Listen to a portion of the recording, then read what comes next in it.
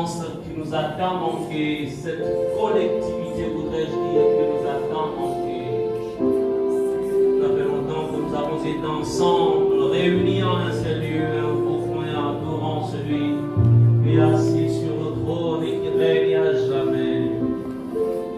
Maintenant, je sais que tu es le seul et véritable Dieu. Je ne pense plus à autre chose que si ce n'est à lui seul, Jésus. Maintenant, je sais que tu es le vrai Dieu, juste et véritable et l'incontournable. dis-le-lui. Maintenant je sais que tu es le vrai Dieu, Je suis là. juste et véritable et l'incontournable.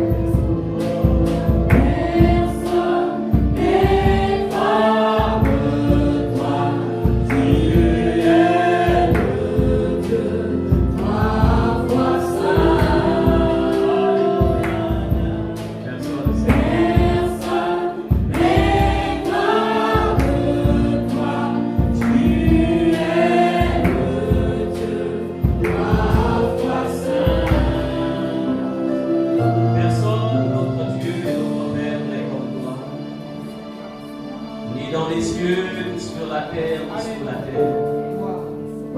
Tu es le Dieu unique et véritable. Toi qui t'es révélé par ton Fils Jésus. Notre Seigneur Jésus qui a manifesté la gloire du Père. Oui, Seigneur, personne n'est comme toi. Et ce matin, Seigneur, réunis en ce lieu pour ce deuxième culte, nous avons encore besoin, Seigneur, que tu nous parles.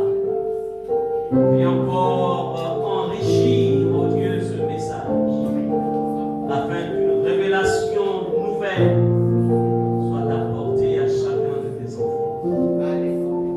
N'as-tu pas dit que c'est poussé par le Saint-Esprit que les hommes ont parlé de ta part? C'est dans le nom précieux de Jésus que nous avons prié et nous disons Amen. Amen. On vous asseoir par Dieu.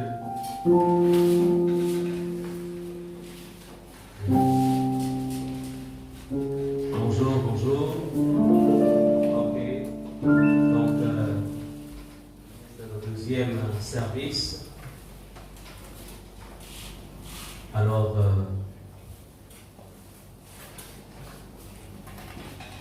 puisque les exigences nous amènent à avoir juste 30 personnes en salle, alors nous sommes contraints de multiplier les services pour ne pas être en déphasage avec les exigences qui nous ont été données. Alors, bienvenue donc à ceux qui assistent à ce deuxième culte, au deuxième service. Et le thème donc de notre message ce matin, il ne va pas changer, c'est le même qui a été le premier service, afin de manger la même nourriture. Alors, il s'intitule La puissance de l'ombre. La puissance de l'ombre.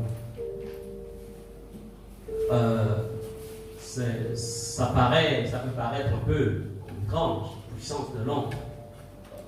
Mais ce qui est bien, c'est qu'avec Dieu, il y a toujours, il sait toujours où est-ce qu'il veut nous conduire quand il permet que nous développions toutes les mains. Donc, dans la définition, si on parle de la définition de l'ombre, l'ombre signifie, en fait, c'est une zone sombre créée par un corps opaque qui intercepte les rayons lumineux. Chacun d'entre nous, lorsque nous marchons, lorsque nous sommes sous le reflet de la lumière, il y a en fait cette ombre qui est là, qui permet en fait, cette ombre permet de voir, de constater, tiens, mais c'est mon ombre. Alors, et si nous entrons un peu dans la compréhension spirituelle de cette ombre, c'est une entité humaine ou spirituelle sous laquelle quelqu'un se place, consciemment ou inconsciemment, et qui par la suite finit par affecter la destinée d'une personne. Quand on dit cette personne marche à l'ombre d'eux, ça veut dire tout simplement que cette personne est sous l'autorité ou sous le contrôle. Donc, comme je disais, c'est une entité spirituelle, une entité humaine d'abord, ou spirituelle, sous laquelle quelqu'un se place. Et nous allons voir dans ce message les risques qu'il y a, ou aussi les avantages qu'il y a lorsqu'on se met sous l'ombre, ou quand on marche sous l'ombre.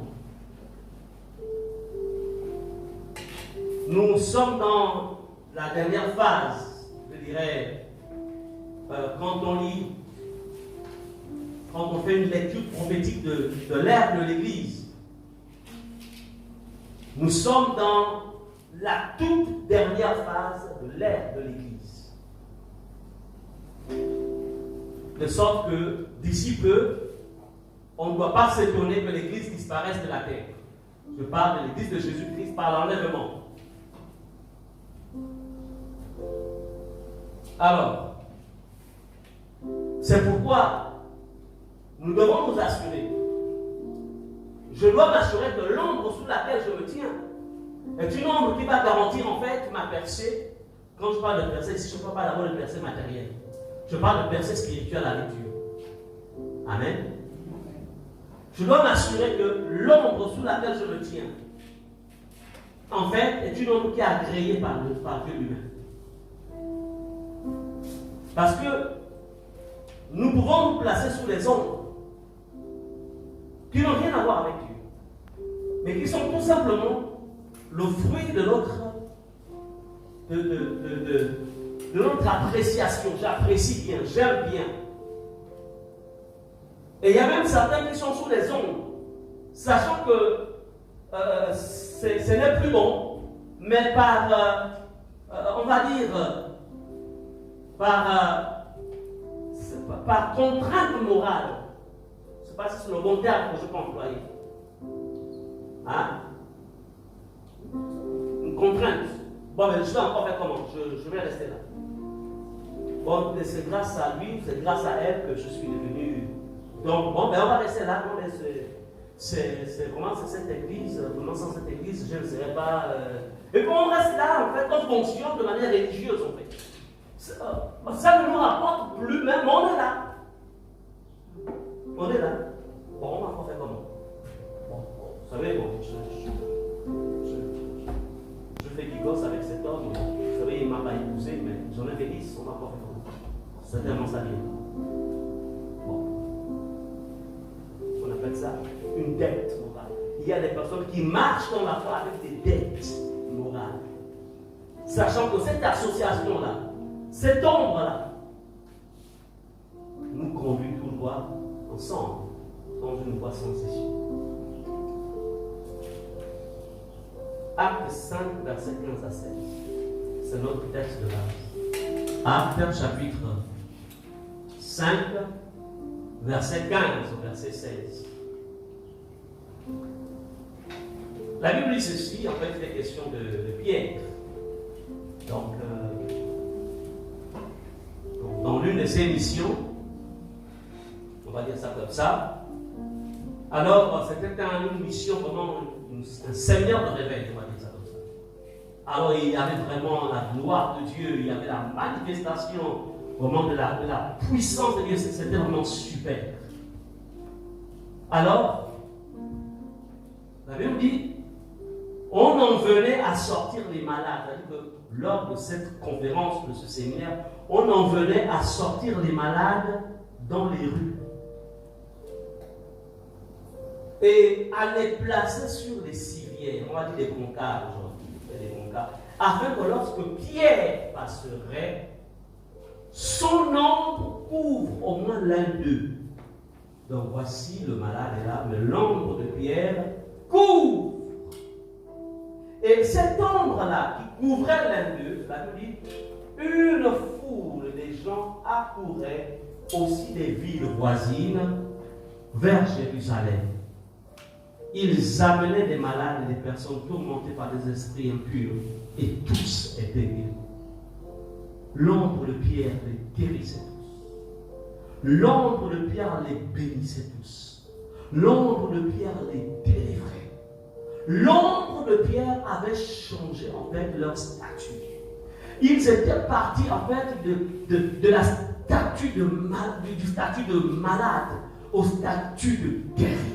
Ils étaient partis en fait du statut de faible au statut de fort. Ils étaient partis en fait du statut de rejeté au statut d'être un être accepté. C'était quoi? L'ombre de Pierre. La puissance de l'ombre sous laquelle tu te tiens.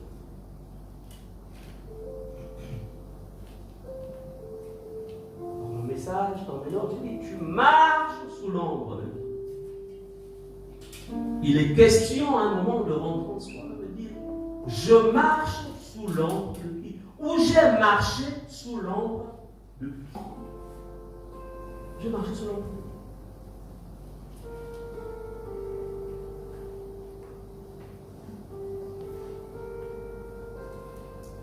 L'ombre sous laquelle tu te tiens a un impact sur ta vie. L'ombre sous laquelle tu as placé tes enfants aura un impact sur l'avenir de ces enfants. L'ombre sous laquelle tu as placé tes affaires aura un impact sur le futur. On ne se place pas sous l'ombre de n'importe, même si c'est pour un seul jour. On ne se place pas. Bien aimés, ces gens que nous voyons ici n'ont pas besoin de passer 2 jours sous l'ombre de Pierre. C'était une affaire de quoi? De secondes ou de minutes. Mais la réalité, c'est qu'en fait, qui était Pierre? Pierre était un apôtre du Seigneur Jésus. C'était un homme de Dieu. Un homme de Dieu qui craignait Dieu. Parce qu'on peut être homme de Dieu, mais ne pas avoir la crainte de Dieu. Mais Pierre craignait Dieu. Pierre marchait avec Dieu. Pierre veillait sur sa relation personnelle. Pierre n'était pas quelqu'un qui entretenait le péché dans sa vie. Pierre était quelqu'un qui avait mis le monde derrière et qui avait mis Jésus devant. Pierre. Celle qui constitue ton ombre aujourd'hui, quelles sont ses références? Quelles sont ses références? Les personnes chez qui tu allais déposer tes enfants, parce que c'est la nouvelle année scolaire, quelles sont ces références? Oh bon, je vais d'abord venir, mais c'est ton neveu, hein, parce que tu vois, à cause de la distance, c'est loin, bon, le taxi, ça va beaucoup me coûter, donc vraiment, nous allons avoir l'enfant pendant les vacances, sur les week-ends, il viendra. Ok. Mais, quelle est l'ombre de cette personne? Ton enfant qui s'en va, sage, intelligent, maintenant tout. Et voici qu'à la fin de l'année, ou quand il revient à la maison, il commence à avoir des comportements étranges et turbulents. L'ombre. L'enfant qui fait maintenant des rêves, des cauchemars terribles, tu allais laisser ton enfant ou tes enfants sous l'ombre de qui? Amen. Il y a des vies qui ont été détruites comme ça. Il y a l'avenir de plusieurs qui ont été poursuivis pour avoir placé, pour être passé dans une maison où l'ombre qui couvrait cette maison était une ombre ténébreuse. Mais on voyait dans la journée juste la nourriture qu'il y avait, la facilité que cela offrait. Mais dans la nuit, c'était une ombre ténébreuse. Sous l'ombre de qui t'es-tu placé pendant ces temps de confinement? Sous l'ombre de qui? Bien-aimés, nous allons prendre l'exemple de Timothée qui a été sous l'ombre de l'apôtre Paul. 1 Timothée chapitre 1 verset 2. Ce passage que nous avons lu au premier culte, nous allons relire. Il nous dit: à Timothée, mon enfant légitime,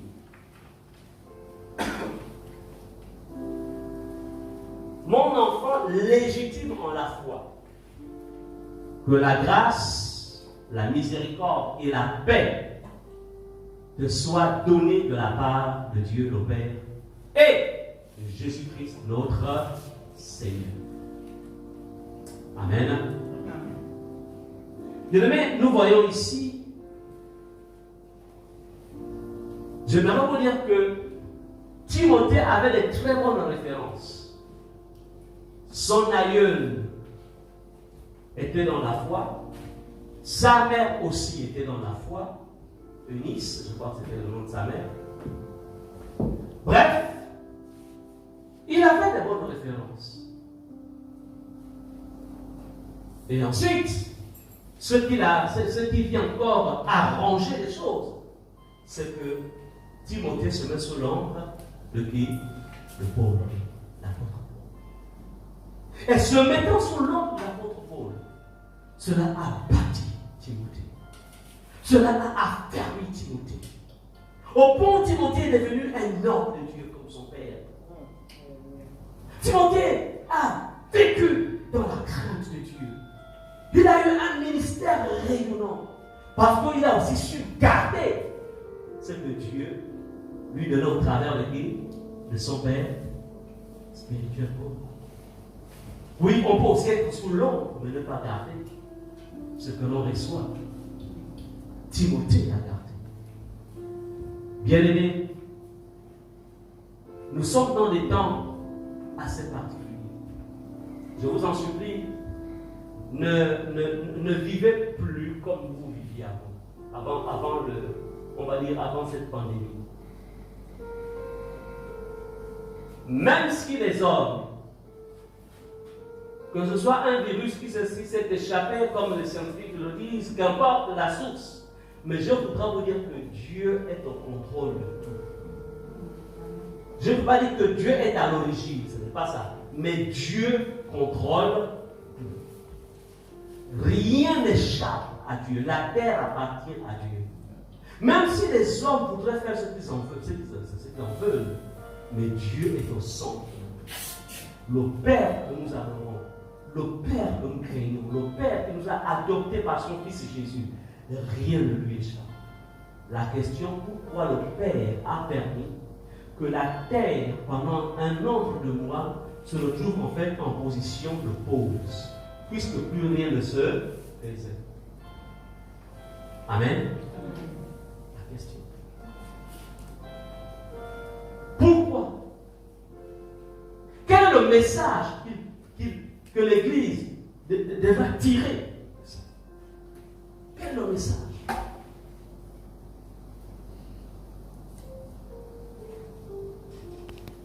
Vous savez, il est mieux de rentrer manchot au ciel que d'aller plus encore dans la géhenne. Nous sommes dans des temps où tu as besoin d'être vif d'esprit. Vif. Parce que, comme tu le disais, plutôt, que tu le veuilles pour nous, ton salut, il est recherché par l'ennemi veut voler ton salut. Alors, Timothée a été sous une ombre qui a favorisé son éclosion spirituelle. Demeurez sous l'ombre qui favorise ton éclosion spirituelle. Et ce ministère est un ministère qui favorise votre éclosion spirituelle. Votre avancée spirituelle. Votre croissance spirituelle. Parce que c'est la parole de Dieu qui vous est annoncée. C'est la Bible dans toute sa vérité qui est annoncée.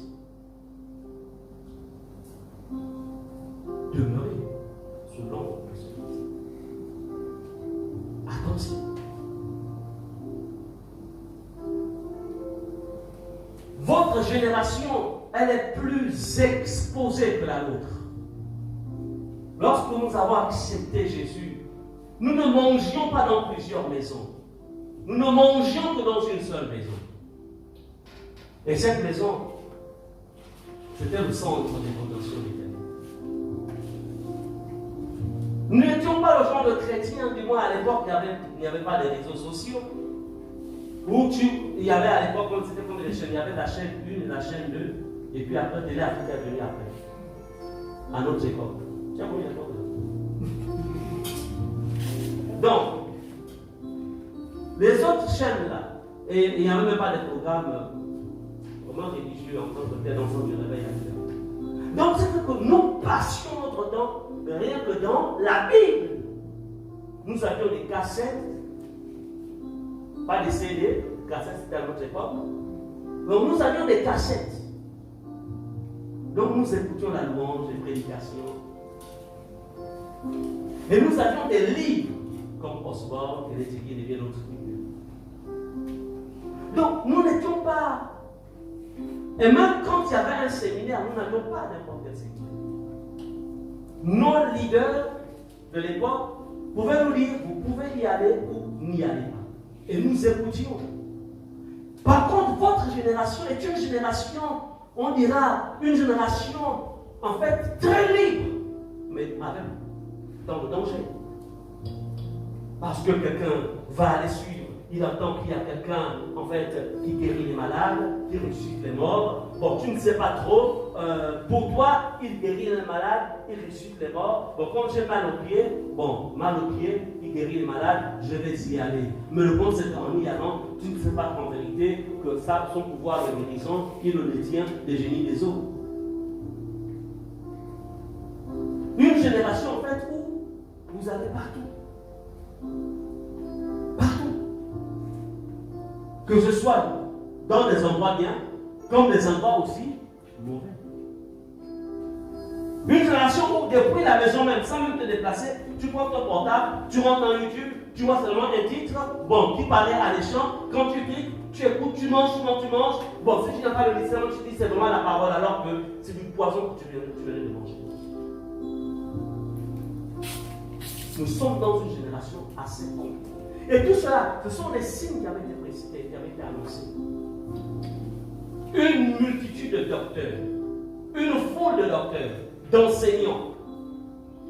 Et de manière inconsciente, vous vous mettez sous des ombres.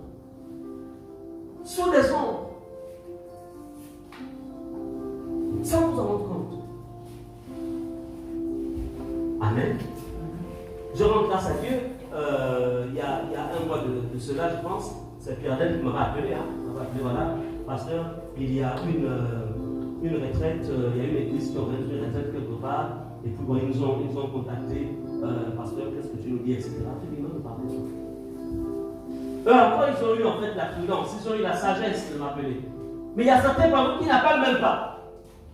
Retraite, ils s'en vont. Mais tu vois là-bas, il est qui celui, tu connais l'identité spirituelle de ces pasteurs.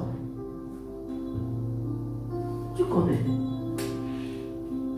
Je disais hier, on m'a envoyé un témoignage il n'y a pas très longtemps. Je disais hier, ça se passe à Port-Gentil.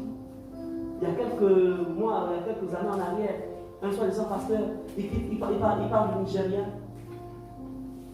Il vient au Gabon.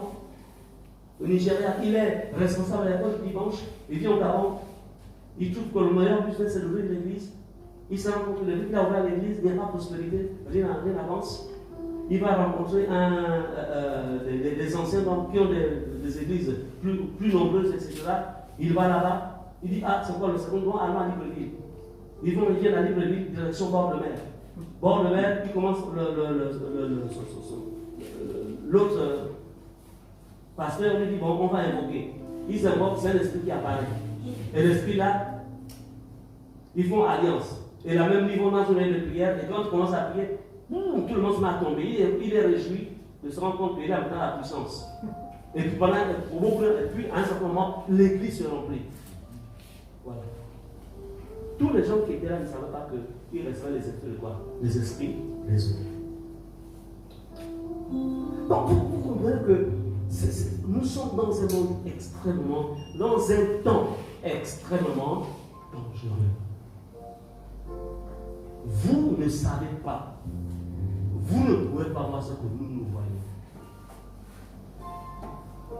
C'est pourquoi j'en parlais avec les autres collègues pasteurs. Je disais en fait, si Jésus a laissé, s'il a dit à Pierre, paie mes brebis, Jésus vous considère comme des brebis. Une brebis, en fait, dépend toujours, elle est toujours dépendante. Lorsque vous voyez un troupeau de brebis, la brebis qui est devant, s'il y a 10 derrière et il y a une devant, les 10 qui sont devant suivront celle qui est devant. Si celle qui est devant tombe dans un trou, les 10 derrière là, tous vont tomber dans le trou. Il n'y aura aucune qui dira, ah, c'est le trou, je vais reculer. Non. En tant que fait, la brebis, elle est faite pour suivre celle qui est devant. Donc c'est pourquoi les brebis ont toujours besoin de bergers. Pour que si la première prend la direction, par exemple, d'un fossé, le berger dira, avec son bâton, va orienter la première brebis dans la bonne direction. Et dans le plan spirituel, c'est ce que vous êtes. Même si vous avez fait 10 ans dans la foi, 15 ans dans la foi, vous restez quoi? Vous restez des brebis. Ne pensez pas parce que ça fait 10 ans que je suis en ça fait 15 ans, ça fait 20 ans, je peux m'en sortir. Je vous le dis en vérité, on ne s'en sort. Parce que même nous qui sommes vos pasteurs, ça fait longtemps qu'on est dans nos seigneurs. Mais pourquoi nous avons accepté d'être aussi sous un mentoring?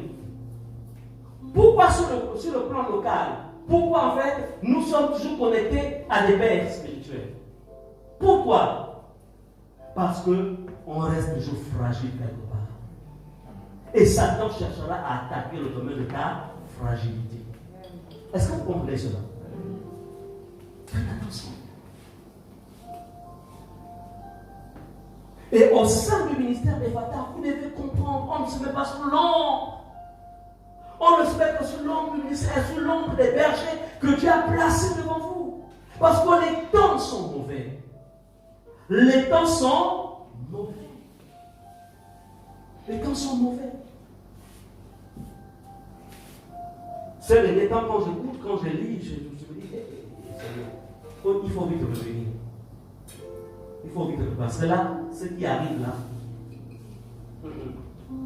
je pense que le temps vient, nous sommes dans les temps, on va maintenant parler même, on va avoir des enseignements eschatologiques. Ça va seulement du domaine de l'Institut biblique. Il faut qu'on vous avertisse, on va vous donner toute la science. Comme disait l'apôtre Paul, que je vous ai tout donné. Rien ne vous a été caché. Parce qu'il y a certains qui sont en train de s'amuser. Il y a certains qui pensent que la vie chrétienne, c'est une relation d'amis.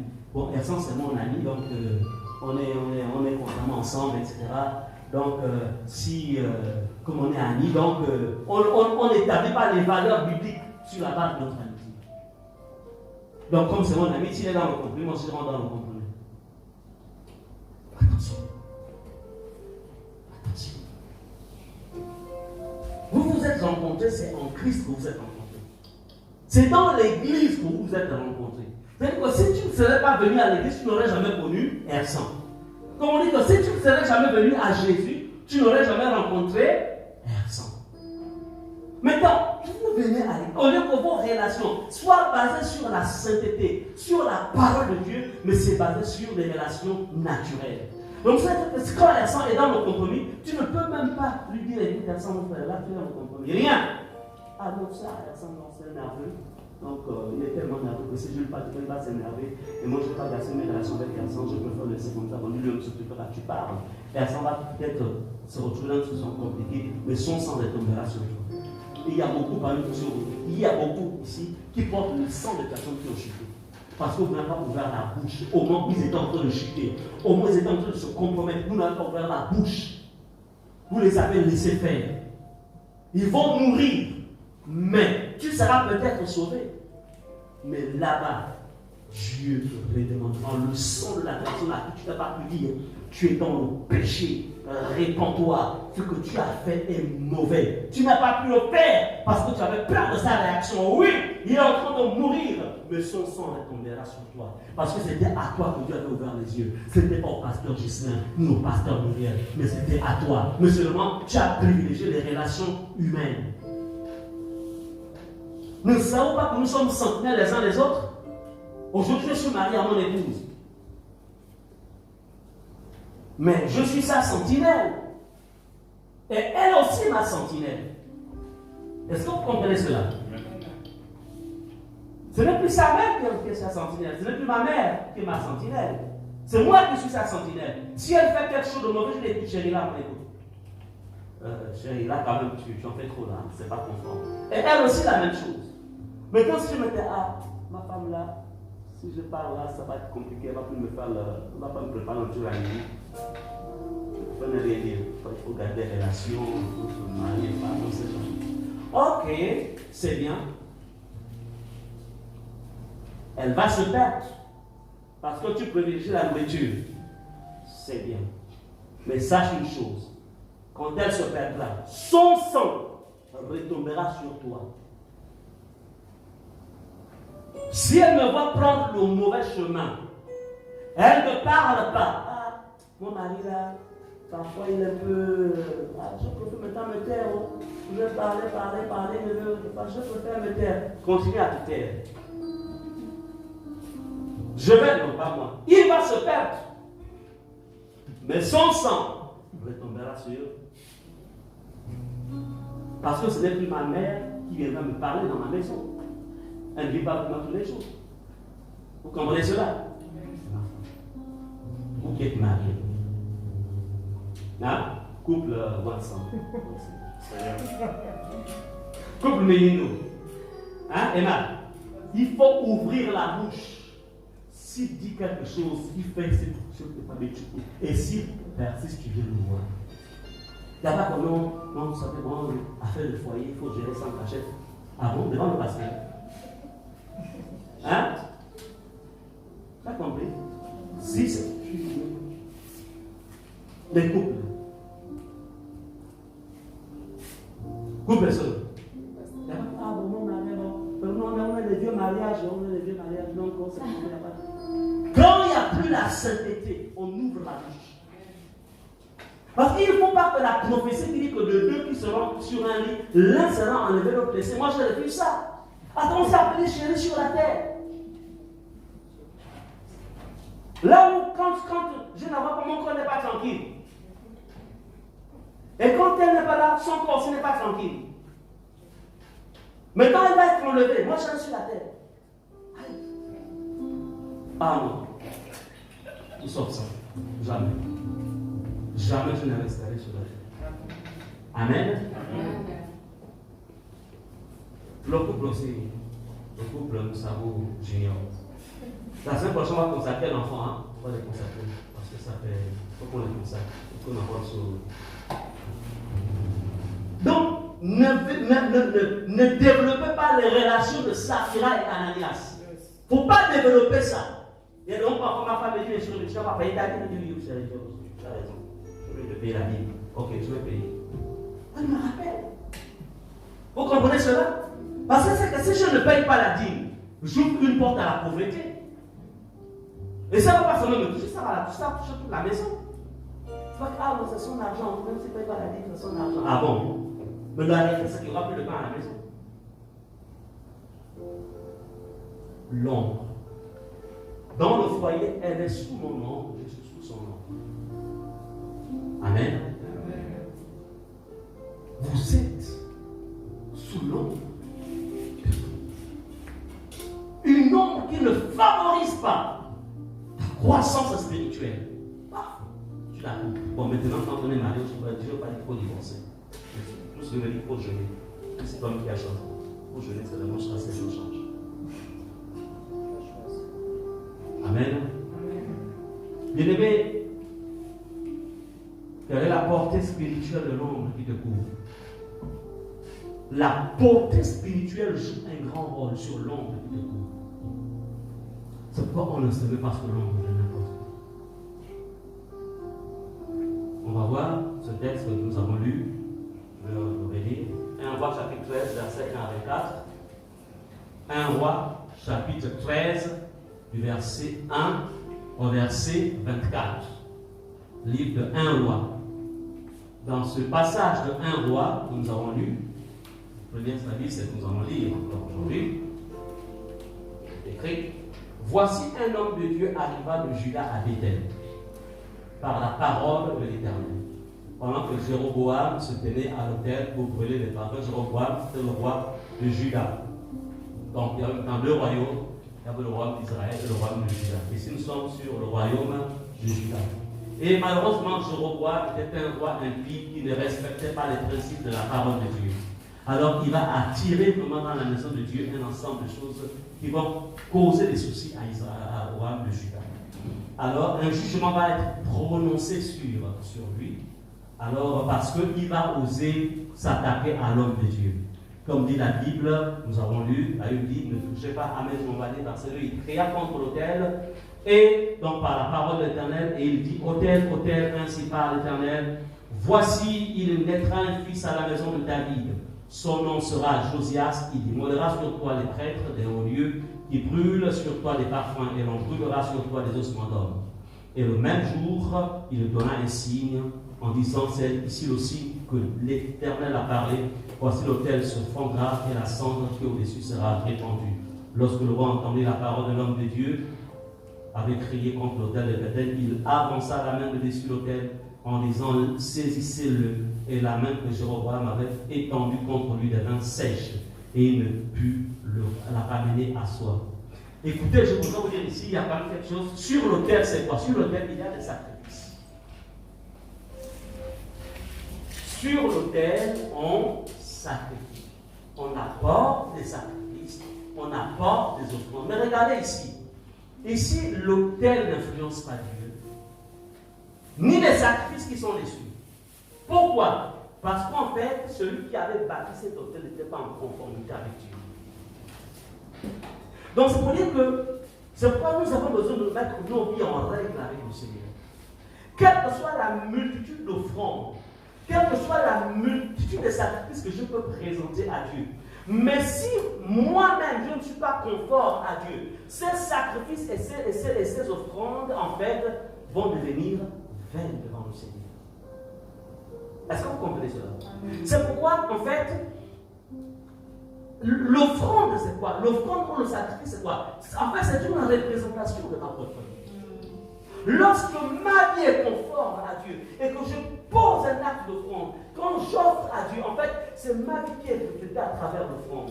Dieu va l'accepter. Pourquoi? Ce n'est pas par rapport d'abord à la quantité, mais c'est par rapport à la qualité. La qualité, c'est quoi? C'est ma propre vie. Comme lorsque vous venez en fait déposer l'offrande pour la dîme dans la corbeille, en fait, c'est votre vie que vous déposez là-dedans. Mais la réalité, c'est qu'en fait, votre vie devant Dieu, comment est-elle vue? Comment est vue ma vie? Voilà pourquoi ici, c'est un prophète, hein, il cria contre l'autel. L'autel, un endroit sacré. Mais le roi, le sacrificateur, c'est-à-dire celui qui sacrifiait, le sacrificateur, c'est-à-dire le roi, il était imbu, une fille dans le péché. Ne soyez jamais influencés. Ne soyez jamais influencés par la quantité. Qu'elle soit peu abondante de l'offrande, mais soyez influencés par la qualité. Alléluia. Travaillons la qualité de nos vies. Travaillons la qualité de nos vies. Afin que Dieu accepte aussi. Travaille. Bien-aimé, faites attention. Même quand quelqu'un te fait un don, parfois interroge le Seigneur. Seigneur, quel est le message qui se cache derrière ce don? Est-ce un message d'amour ou un message de contrôle? Parce que je peux te faire un don parce que je peux te contrôler. Comme aussi je peux te faire un don parce que je t'aime. Mais en fait, la forme c'est quoi? C'est le nom. Mais le fond c'est quoi? C'est le contrôle ou c'est l'amour. Est-ce que nous sommes ensemble? Bien aimé, vous ne pouvez pas imaginer combien de vies ont été détournées, combien de vies en fait ont été détruites à part de quoi? Parce que tout simplement, l'autel n'était pas propre. Et ici, l'homme de Dieu, il crie. Il dit, autel ainsi par l'Éternel. Voici, il mettra un fils à l'âme de David, son nom sera Josias. Il immolera sur toi les prêtres des hauts lieux, qui brûlent sur toi des parfums, et l'on brûlera sur toi des ossements d'hommes. L'autel de Dieu, on va y brûler des ossements d'hommes. Vous comprenez en fait un peu quelle est la... C'est-à-dire ici, il venait déclarer un jugement parce qu'en fait, Judas s'était retrouvé dans l'abomination.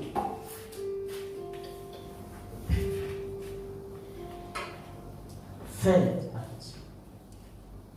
C'est pourquoi quand je sais que ma vie est en conformité avec Dieu, quand je dois donner une offrande à Dieu, je la donne en fait avec plein d'amour, mais aussi avec le poids qu'il y a dans l'offrande. Peut-être. Tu as eu bien?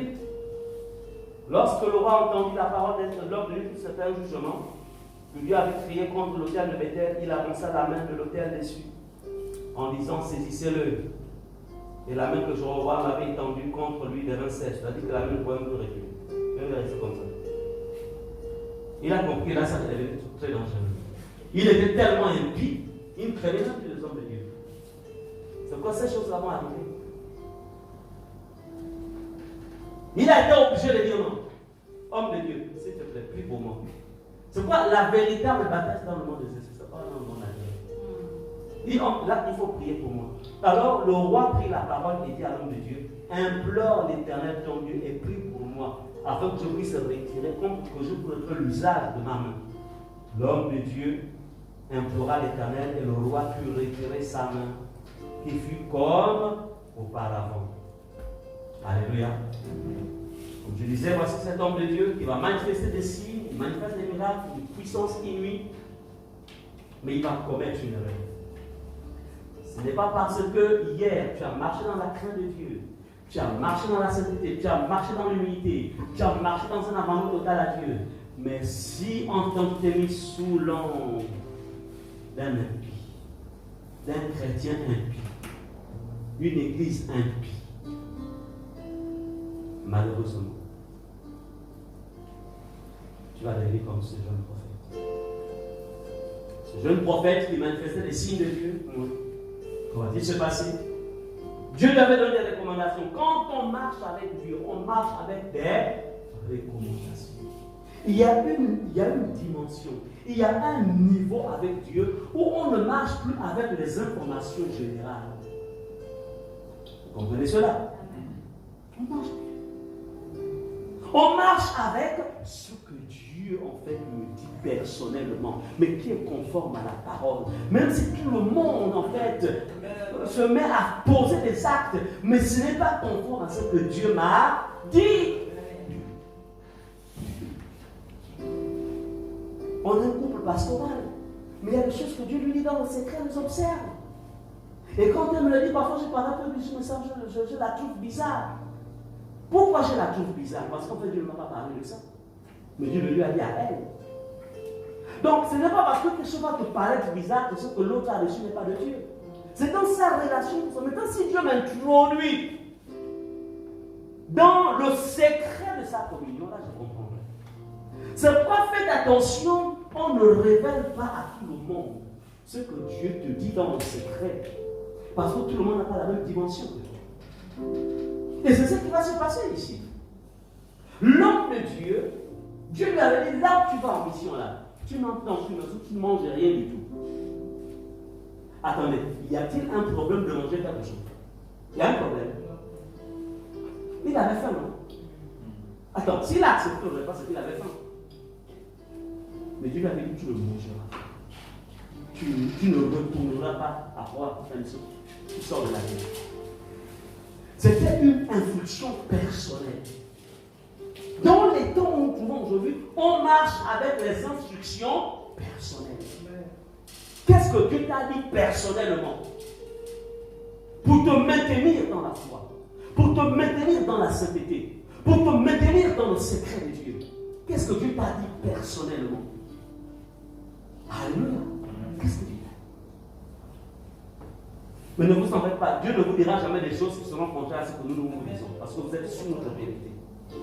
Donc si Dieu vient te dire que bon voilà, Dieu m'a dit qu'à partir de maintenant, je dois maintenant aller aux îles Caïmans, je dois m'installer là-bas seul pour passer 100 jours de prière. Si Dieu ne nous a pas parlé de ça, Dieu nous a dit non, ça va compliqué. Parce que les îles Caïmans là-bas c'est compliqué. Donc, c'est pour dire quoi? Cet homme de Dieu, comme vous connaissez l'histoire, vous le lirez tranquillement à la maison. Le vieux prophète va apprendre qu'un homme de Dieu venait d'accomplir un miracle dans cette ville. Il a fait des prodiges, il apprend l'information. Alors, il envoie ses enfants aller appeler l'homme de Dieu, le jeune prophète. Le jeune prophète revient sur ça, c'est-à-dire que le jeune prophète désobéit à ce que Dieu lui avait dit. Et que va-t-il se passer quand il désobéit? Pourquoi Dieu punit le jeune prophète? Parce que Dieu n'avait rien dit en fait au vieux prophète. C'était au jeune prophète à qui Dieu avait donné des recommandations. Donc c'est lui qui devait se conformer. Que faites-vous de tout ce que nous vous avons donné ici à Ephata? Que faites-vous de ça? Ou qu'on avait vous fait pendant les temps de confinement? Qu'on avait vous fait? Est-ce que vous les avez gardés? Est-ce que vous les avez conservés? Que faites-vous? Est-ce que pendant ce moment, vous avez été connecté à travers YouTube, etc.? Est-ce que vous avez été connecté pour lire tous les messages? Si vous n'avez pas été connecté, allez-y vous connecter. Revoyez tout ce que nous vous avons enseigné pendant ces moments. Amen. Parce qu'avec Dieu, on évolue. On évolue. Donc, nous, le culte d'aujourd'hui, on n'est pas en train de recommencer le ministère. Il ne faut pas dire qu'on a repris les réunions. On continue seulement les réunions. Là, nous sommes en présentiel. Hier, nous fonctionnons sur le mode, on appelle ça comment? Hein? Le mode virtuel. À travers les portables et tout ce que vous connaissez, les tablettes. Donc, notre église a continué à fonctionner. Notre église n'a jamais été fermée. Parce que personne ne peut fermer l'église de Jésus. La seule chose qui était fermée, c'était quoi? C'était le lieu de rassemblement qui était fermé. Est-ce que vous comprenez cela? C'est bon. L'église est fermée. Je suis en train de suivre maintenant encore un peu les films des Indiens. On a tout ça, les films des Indiens. Ma vie a des films, c'est quoi? Tu ne sais plus ça. Ah, comment tu n'es pas tombé dans mon piège? Donc, on va un peu suivre, c'est le... Non! Amen. Donc, encore une fois, l'église n'était pas fermée. Je vous le dis en vérité, aucun gouvernement dans ce monde, même le gouvernement mondial qui arrive, ne peut pas fermer l'église de Jésus. C'est pourquoi le Seigneur, lorsqu'il nous a laissé de vous bâtir, pendant ces moments, nous allons vous bâtir davantage. Je l'ai pu dire, la grâce que Dieu m'a faite, qu'elle a fait toucher à mon épouse. Ça fait 33 ans que nous marchons avec le Seigneur, jamais nous n'avons chuté, jamais nous n'avons parti dans le monde, jamais nous n'avons tombé dans le péché du sexe, jamais nous sommes partis de là où le ministère où nous étions, on est sortis à tête haute. Et aujourd'hui, quand je me rencontre avec le révérend Francis Chabaliga, c'est la tête haute, on a des relations de père et fils. Quand je me rencontre avec le pasteur Garbas, on a des bonnes relations. Pourquoi? Parce que tout simplement, le témoignage part. Amen. Le témoignage part. Amen. Amen. Aujourd'hui, les portes de la CPCRO sont ouvertes. Sur le ministère, quand on est parti, le pasteur Jules m'a bien accueilli. Ah, pasteur Mélanie, etc. Et pourtant, nous sommes dans la phase où on est en train de faire les papiers. Mais il connaît qui le pasteur Mélanie? Qui est ce jeune? Qui? Ce qu'il a été? Jamais. Il connaît ce que j'ai laissé comme signature de là où j'étais. Il connaît aussi mon épouse. Il connaît. Pourquoi?